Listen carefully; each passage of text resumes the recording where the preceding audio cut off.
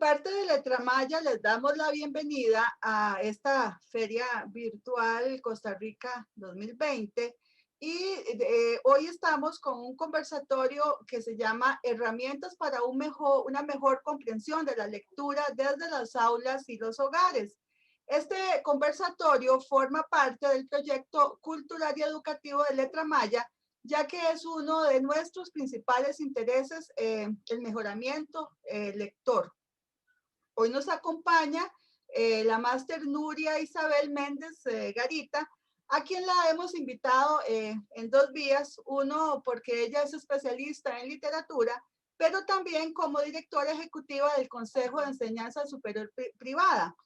Además, tenemos el honor de que Nuria es una de las autoras que recién se incorpora a Letramaya con un libro especializado sobre extensión universitaria, que se llama De la Reforma de Córdoba a la Extensión Crítica.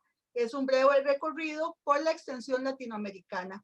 Este libro lo hizo junto con dos autoras más, Carmen Monge y Marixa González. Bienvenida, Nuria, un gusto tenerte y además, pues un gusto poder conversar de este tema tan interesante, tan polémico, tan preocupante también, porque se dice que no leemos en Costa Rica, ¿verdad?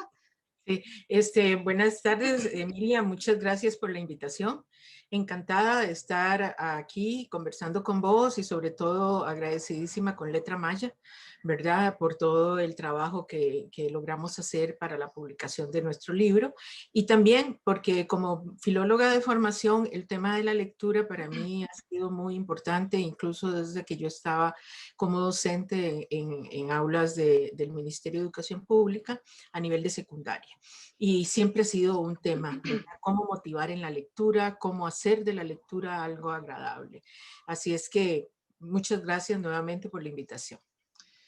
Gracias, Nuria. Bueno, este es un tema que tiene muchas aristas que en realidad lo que vamos a hacer es hacer reflexiones alrededor del tema de la lectura, porque aquí nos puede dar haciendo muchas sesiones hablando del tema porque es muy complejo, ¿verdad? Y apasionante, Emilia, Y y apasionante. apasionante además, sobre todo para los que estamos en este campo, tanto de la educación como en el campo de la edición o de la escritura. Es un tema que da para mucho. Sin embargo, vamos a tal vez a centrarnos bueno, partamos de un problema que se dice que los niños y los jóvenes en este país no leen, ¿verdad? Y eso es algo que está en el estado de la educación, inclusive que observamos, quizás, más bien aquí el tema es, ¿realmente leen o no leen? Bueno, yo creo que muchos sí leen cosas que les gustan, ¿ok? Sin embargo, aquí el problema que nos enfoca es el tema de llegar a niveles más profundos, de llegar a niveles de comprensión de lectura. A comprender también que quiénes somos los responsables de mejorar los procesos de lectura en los niños y en los jóvenes. Okay? Entonces, aquí tenemos todo un sistema desde las casas, desde las escuelas, desde inclusive nosotros como editoriales, por ejemplo, y los escritores también. O sea, ¿qué hacemos para apoyar esos procesos, esas herramientas que el lector necesita tener para poder comprender mejor la lectura, para acercarse de una mejor manera, etcétera? Hay varias cosas, Emilia, y yo primero que nada voy a tomar la palabra que acabas de utilizar, herramientas entre comillas, ¿verdad? Porque asociar herramienta y lectura o herramienta y literatura a veces me causa cierto escozor, voy a decir, y ahora lo veremos por qué, pero sí creo que tenemos un problema, somos un país que invierte mucho en educación, eso es. indudable. Somos un país con una gran cantidad de universidades públicas, 5 y 52 privadas, o sea, esto es bastante grande. Entonces uno dice, ¿por qué tenemos problemas en educación, en la lectura, perdón, y por qué el Estado de la educación nos los hace ver constantemente? ¿Qué pasa? Y yo creo que la raíz del problema está más atrás, ya no verla en el momento universitario cuando la persona está ahí, sino verla desde la formación inicial y de esa formación que está parte del vientre materno, porque ahí empieza la lectura. Y ahí empieza, ¿por qué? Porque como se escucha desde el vientre, entonces necesitamos leerle al niño como necesitamos ponerle música para que nos escuche y vea tonalidades. La lectura nos enseña pausas, la lectura nos enseña gozo, la lectura nos enseña a escuchar. Y ese escuchar a veces lo hemos perdido. Ya cuando el niño o la niña nacen, ya viene otra etapa, pero ya te digo, empieza desde la casa con padre o padre y madre, ¿verdad? Dependiendo de cómo esté conformada la familia. Siempre creo en una expresión en mis tiempos que llevaba las materias en la Universidad de Costa Rica, de Ronald Batters, que era un teórico en ese momento fundamental, y él hablaba de una palabra, el goce de la lectura. Y el goce de la lectura parte, si es un padre, desde que el momento en que le lee al niño o a la niña, y si es del niño, desde el momento en que ese niño puede acercarse a un texto literario. Ahí partimos. Si no hay un goce, si hay una imposición, empezamos mal. Empezamos mal. Y si tomamos la literatura como simple entretenimiento, tome, vea este libro para que vea, también estamos mal. No es solamente, hay formas de acercar a un niño a la lectura. Hay formas de ir haciéndolo paulatina para que ese niño vaya, y me permito leer lo que decía Barthes, dice, el placer del texto, el que contenta, clama, da euforia. Euforia proviene de la cultura, no rompe con ella y está ligado a una práctica confortable de la lectura. Eso nos decía Ronald Barthes, y eso sigue vigente. El teórico desde hace años, ¿verdad? Claro. Podemos decirlo como dicen los chiquillos, de hace años, pero eso no pasa, eso es una realidad. Claro, ahora hay varias cosas aquí alrededor de todo esto que has dicho. Bueno, primero el tema de que la lectura es un proceso desde siempre, desde que nacemos. ¿Por qué? Porque la misma UNESCO habla de la educación, que es algo permanente, desde que nacemos, como decís vos, desde que estamos en el vientre de la madre hasta que morimos, ¿verdad? Entonces, la lectura es un aprendizaje también. Creo que Chomsky hablaba que aprender no es un proceso, el aprendizaje de la lectura no es un proceso natural, ¿verdad? O sea, no es como comer, que casi que tu cuerpo lo exige, sino que tenemos que hacer una conexión cerebral para ir aprendiendo. Entonces, este asunto del placer por la lectura tiene que ir a la par de un proceso cognitivo que también, como vos decís, que no puede ser impuesto. No puede ser impuesto. Que no puede ser impuesto, pero que también implica un esfuerzo también para el niño. Entonces, ¿cómo hacer ese esfuerzo de manera que surja desde su interés, desde su curiosidad? Entonces, ahí es, sí, claro, hay un montón de condiciones alrededor para que ese goce, ¿verdad? Que estás hablando, vaya también a la par de un proceso propio, individual primero, de aprendizaje, ¿cierto? De aprendizaje, pero que lo disfrute, que de él surja esa necesidad y esa curiosidad por aprender a leer, ¿verdad? Entonces, en eso como sociedad tenemos todavía que construir mucho, porque si hablamos desde el hogar, bueno, cómo está esa cultura desarrollada en la gente que conforma ese núcleo hogareño, ¿verdad? Eso es fundamental. Pero si en ese núcleo hogareño nunca ha estado acostumbrado, acercado a leer y analizar a un adulto que analice lo que está leyendo, entonces es ahí donde interviene la escuela. La escuela se vuelve un factor porque tendría que ser el complemento de lo que el niño o la niña en su hogar no tuvo. Ahora, hay niños y niñas que sabemos que tienen todo, ¿verdad? Y les ponen los libros ahí para que escojan, pero también hay que saber pensar en cómo van a escoger. Por eso yo te decía, hay que tener cuidado con la palabra instrumentalización, ¿verdad? O herramienta del texto, del libro que le vamos a dar al niño. Hay que saber con qué función se le va a dar para hacer eso que vos decís, irlos acercando, irle dando a ellos esas pequeñas cosas que ellos sientan. La otra cosa que no me gusta, imposición. Yo soy una de las que no creo en las listas obligatorias, sin embargo entiendo la naturaleza de esas, ¿verdad? Sí, también, claro. Sí, pero porque hay que dar una base común, pero sin embargo uno dice, bueno, pero el niño, el adolescente, el adulto tiene la capacidad de poder decidir qué quiere leer. Tenemos que irlo llevando de una manera, te repito, en donde no sienta la palabra imposición o la imposición. Y es que hay algo interesante, Nuria, y eso nos pasa a todos los padres, y vos lo sabes, ya nuestros hijos están grandes, ya están viejos, como decimos, pero pasamos por eso también, ¿verdad? ¿Qué pasa? Nosotros no, a pesar de que ambas somos docentes, una cosa es enseñar y que todos estamos seguros.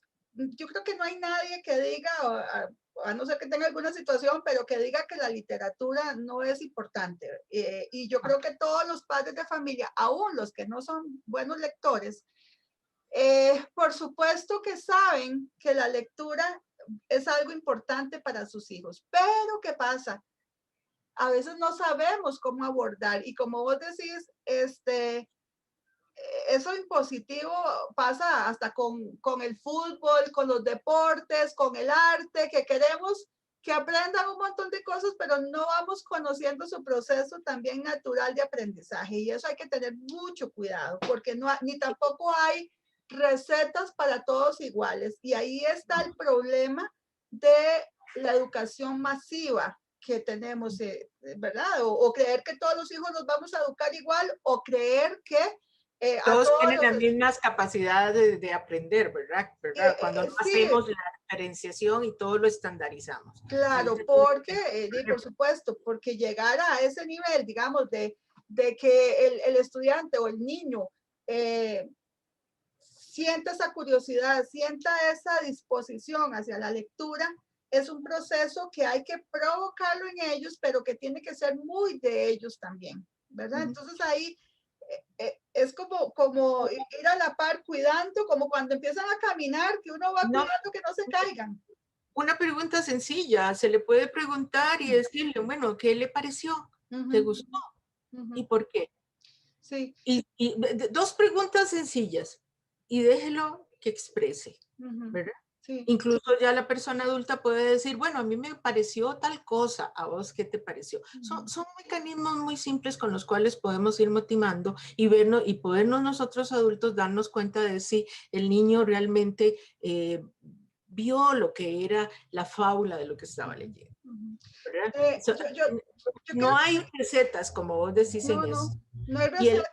Y el docente no tiene una receta única para un grupo, y probablemente la receta que descubrió ese año no le va a servir el año siguiente. Exacto. ¿Por qué? Porque tiene personas diferentes. Exacto. Y entonces ahí quizás un primer punto, así como que quiero extraer de esto, es estar a la par de ese proceso propio cognitivo, o sea, de aprendizaje, de conocimiento que el niño va teniendo hacia la lectura.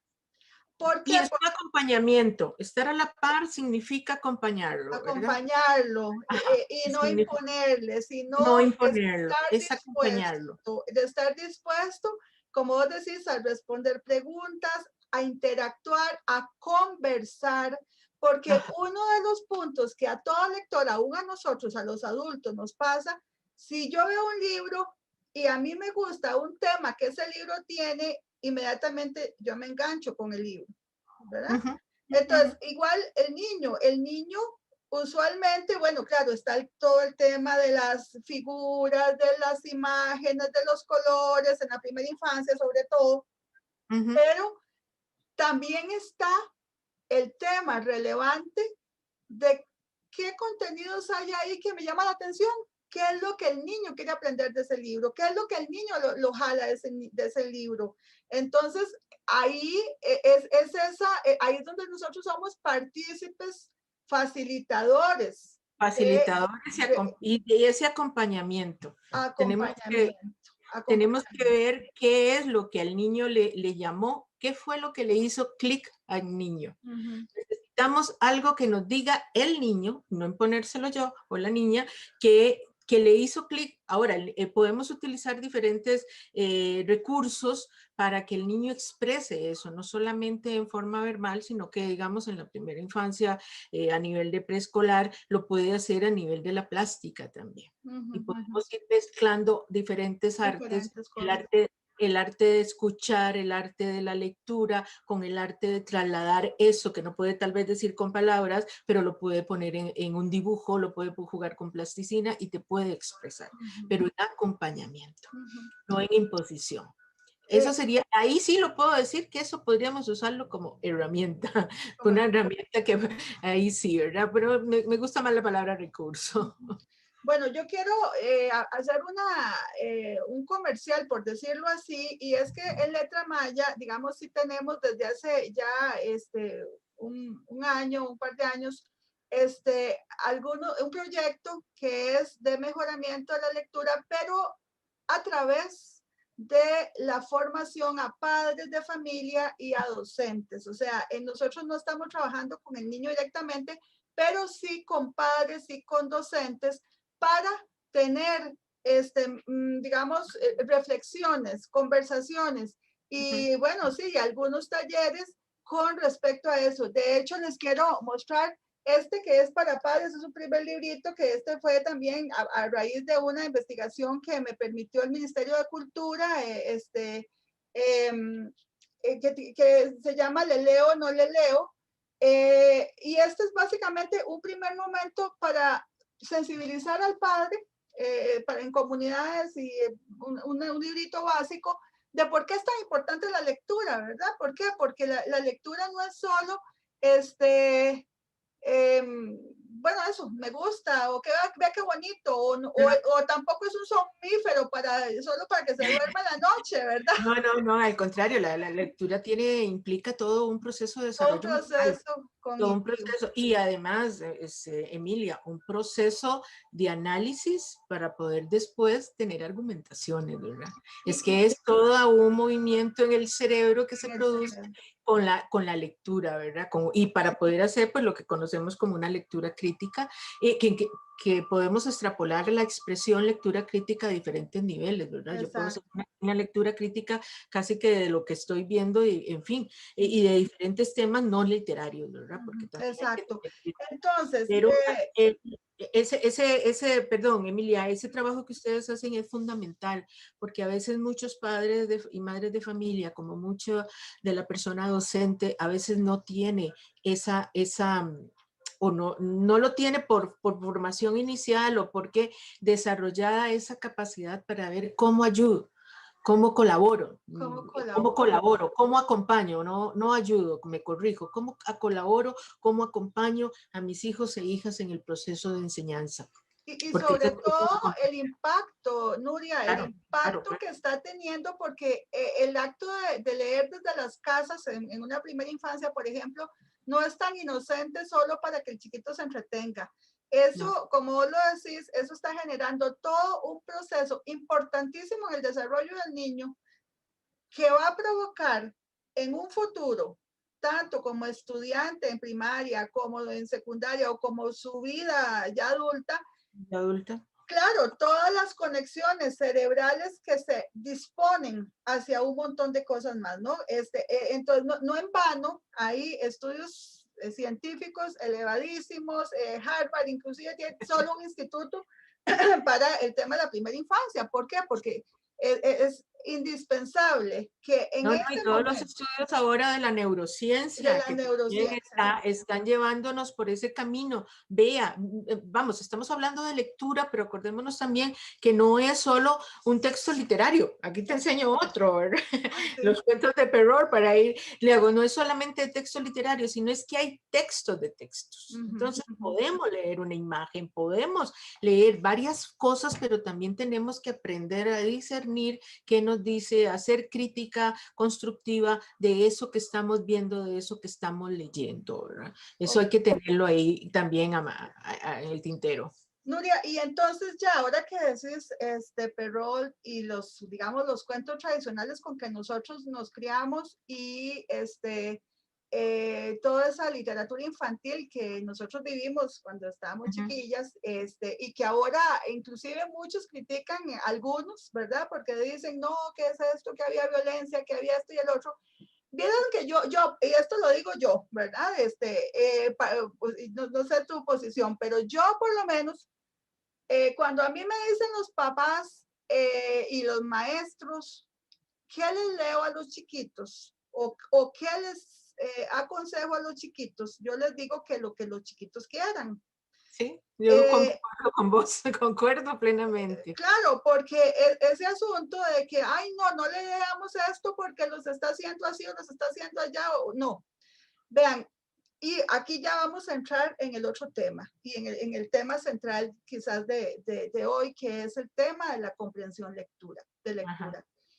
La lectura crítica, la lectura ya más profunda, que es lo que el Estado de la Educación nos está diciendo que es un problema en el país y lo es. Y lo es porque vos y yo que estamos en las Metidas en eso. universidades y todo, o sea, sabemos y yo que estoy todos los días leyendo libros que me mandan para corregir, ¿verdad? Y en editorial y que me mandan además para corregir filológicamente, y vos lo sabes también porque lo haces, eh, hay un problema serio. O sea, hay un problema serio y aquí ya sobrepasa el hecho de que nos guste leer o no nos guste leer, ¿verdad? Sí. Ya significa que ya hay un problema de llegar a niveles más profundos de la lectura, de análisis, de criticidad, ¿verdad? De pasar a ese nivel de la lectura comprensiva. Y Eh, entonces, perdona, nada más para tener la idea, eso que yo estoy diciendo, de que el niño desde que está pequeñito tiene la capacidad de reflexionar sobre los temas y no importa el tema que ellos quieran decir, ok, es el momento en que los padres y los maestros tenemos que estar preparados para empezar a hacer un diálogo con ellos cuando están leyendo. sí. Es el momento en que el niño se aprovecha o aprovechamos el momento, más bien no nos aprovechamos del niño, sino del momento, El para, momento.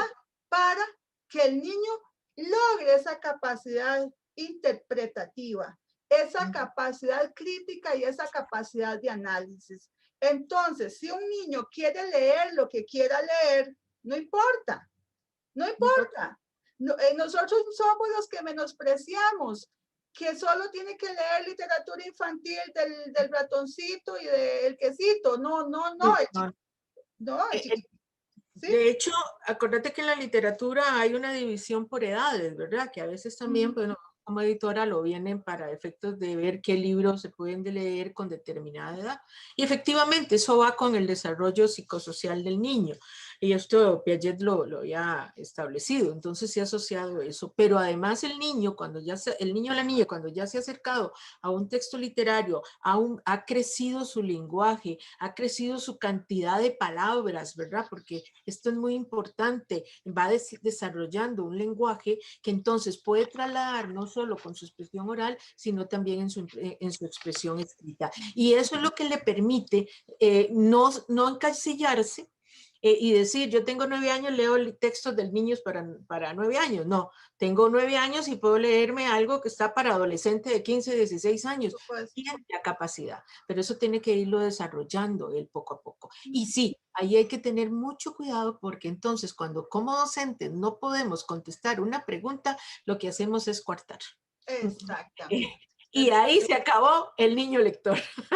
Ahí se Y acabó. ahí se acabó. Porque esto es un peligro para nosotras, los docentes, ¿verdad? ¿Por qué? Porque los docentes tenemos que estar preparados, ya vos lo dijiste, y Y los tenemos que padres. y, sí, pero a veces los padres de familia, la madre, hable con la maestra o Se lo hable con dicen el, a la maestra, con el sí. profesor y se lo iba allá para allá y llega el profesor y tenemos que estar preparados. Para mí es muy importante, Emilia, todo docente debe ser lector. Si no lo es, estamos feos. ¿Me explico? Si no lo es, estamos terrible porque si no lee el docente, entonces no va a tener una capacidad de discernimiento y una capacidad de análisis en ver cómo puede él acercarse y acompañar al niño y al adolescente en ese proceso. No hay nada más triste que conocer que hay filólogos que no les gusta leer. Exacto, Y así es. entonces yo digo, ¿por qué? O hay filólogos que no les gusta dar gramática y entonces yo digo, Dios mío, entonces ¿cómo enseña usted a discernir cuál es una idea principal de un texto y cuál es una idea secundaria y cuál es una idea terciaria? Y hago, enseñe la gramática, pero enseñe cómo está construido un párrafo, para que usted vea cuál es la idea principal, cuál es una idea secundaria y cuál es una idea que pareciera principal, pero resultó de tercer orden, ¿verdad? Porque a veces no podemos saber por qué la gramática y ahí se vuelve muy importante el trabajo de un profesor de español, por ejemplo, y hasta de una maestra también, de que pueda enseñar por qué se construye, por qué se ven esos conceptos en ese sistema educativo. Y un adolescente o ya un universitario también tiene que, más grave aún, porque a nivel de universidades se piden preguntas de desarrollo, escriba. Y lo triste es no poder tener un estudiante que te ligue dos ideas secundarias, dos ideas primarias, y termine hablándote de una cosa y se le olvidó del tema central y se nos fue por la tangente, ¿verdad? Eso lo encontramos mucho y es un problema. Ahí es donde dice el estado de la educación que nuestro nivel de comprensión lectora pues está, yo lo diría que en capilla ardiente con nuestros adolescentes particularmente. Nuria, hay algo tal vez que rescato también de esto que estás diciendo. ¿Y qué es leer? ¿Ok? Entonces, el asunto es que ¿Qué leer? decimos que leer es como tener un libro al frente y bueno, el proceso primero que aprendimos con lectoescritura para reconocer la grafía y para reconocer significados. Sin embargo, leer no es eso. Leer es un proceso cerebral. Sí. Y ese es el paso a la crítica o al proceso crítico, digamos, o analítico. Entonces, el leer es un proceso cerebral, una capacidad de comprensión, una capacidad de entender el mundo. Interrelacionarlo también. Interrelacionarlo. Y además, algo que dice Casani que es súper importante, esa capacidad de responder a múltiples significados. Exacto. Eso es súper importante y ese es el paso que cuesta que se dé con la lectura, porque la mayoría comprendemos un concepto o varios conceptos. Eso es lo más fácil y lo primero. Pero llegar a esa capacidad crítica implica esa amplitud mental y por eso es tan importante ese acompañamiento que hemos hablado y que lo has dicho ya varias veces de el papá, de la mamá, del cuidador, de los docentes, de las personas que están alrededor del niño, del joven. ¿Por qué? Porque ese diálogo, esa función dialógica que se establece con el texto es lo que vamos a provocar y es donde vamos a llegar a niveles más profundos de la comprensión lectora. Entonces, eso es un asunto, como vos decís, que el docente tiene que leer, pero leer en esa reacción crítica de este mundo, de esto que está alrededor de un texto. Leer encadenadamente, no Exacto. leer aisladamente, no leer y creer de este libro que yo tengo aquí, aquí se quedó y aquí están las palabras. No, los libros se abren y el texto se abre y es un mundo. Y más en literatura, es plurisignificativa. Okay. Recordémonos, Emilia, vos y yo lo sabemos muy bien, la literatura, un texto literario es plurisignificante, no tiene un significado, un único significado. complicado. Entonces, como docentes tenemos que, como docentes tenemos también que tener cuidado cuando formulamos la clase, cuando desarrollamos la clase, porque puede ser que la interpretación que un niño le esté dando a un texto literario no sea la que la docente o el docente dicen. Y que no importa la interpretación del niño, hay que nada más hacer las preguntas correctas para ver cómo ese niño llegó a esa interpretación. Pero no podemos cerrarle el significado a una sola cosa. Ahí tenemos un problema. Ahora, aquí hay que tener claro, hay textos que sí son cerrados, ¿verdad? Y yo los hago así y son cerrados y no tienen mayor interpretación. ¿Qué te digo?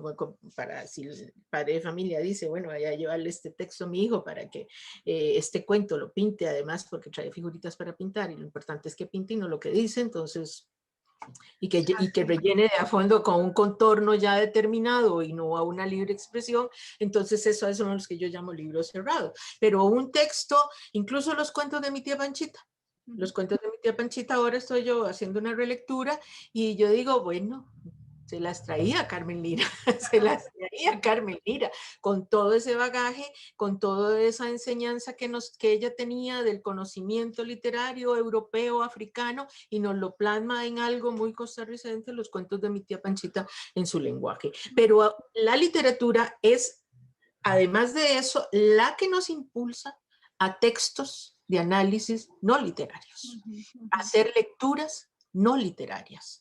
Y entonces podemos tener una lectura de carácter de ciencias sociales o una lectura de carácter científico en la cual nosotros podríamos elevar nuestro nivel de comprensión. Ahí es donde nos empuja la lectura literaria a otros campos más allá. Y repito, ¿por qué? Porque nos llena desde un principio, los primeros textos, los textos literarios son los primeros textos que nos acercan a nosotros como personas, desde desde la primera infancia, pero también es el que nos llena de vocabulario.